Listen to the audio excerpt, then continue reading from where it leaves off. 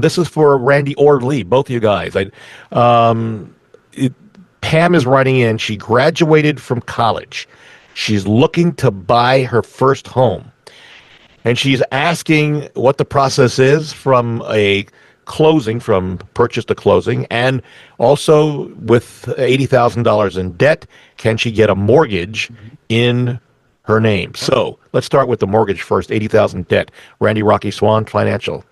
Yes, you can. And I know she specifically said student loan. So on a conventional loan, it would be 1% of the debt is how much it would put against you for a debt to income ratio. I know I'm getting a little bit in the You are weeds getting here, in the but weeds here. So, yeah. yeah. So what does that mean for all of us? Basically that's $800 they say that you have a payment. And on a FHA loan, you have a $400 payment if you have $80,000 worth of student loan debt. And then we approve you with the amount of money you make minus any other debt you have, and then we give you approval of whatever the number is on a home loan. What a lot of people do in that situation is they just tell us, hey, this is the payment I feel comfortable with, all-in payment, taxes and insurance, and then we back it out from there. The other thing we are doing now is 1% down, and we give a 2% grant up to $7,000. So you get 2% free. Now there's some income restrictions on that NMLS number 26362, but the 2% grant is becoming very popular with us.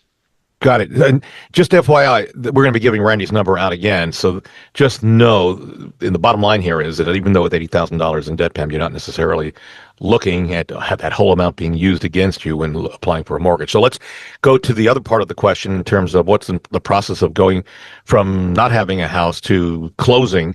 And I think one of the things you want to do, Pam, is to find a real estate agent that you trust who will help you and guide you through the process. Yes.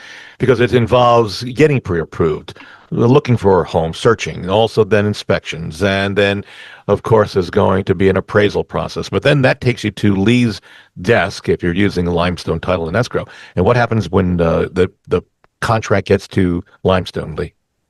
Well, then we will close that. That means we search the title. It means to find out if there's any liens on the property, if there's any mortgages outstanding. We pay all of that off. The seller will pass a clear title to you, and then we will file the deed, and that property will then be yours.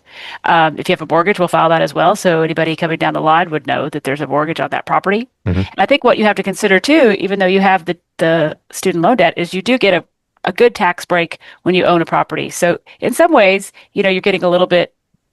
It's not a dollar for dollar because you're getting that tax break at the end of the year based on your mortgage and how much you've paid. So it's always good to own the home and build yourself up some equity. Yeah, they say if you own a home, you're making more money by owning it than you would be as if you're renting, throwing the money away and giving it to somebody else. So right. Makes a lot of good points. All right, that gives you kind of an outline, Pam, of what goes on from start to finish.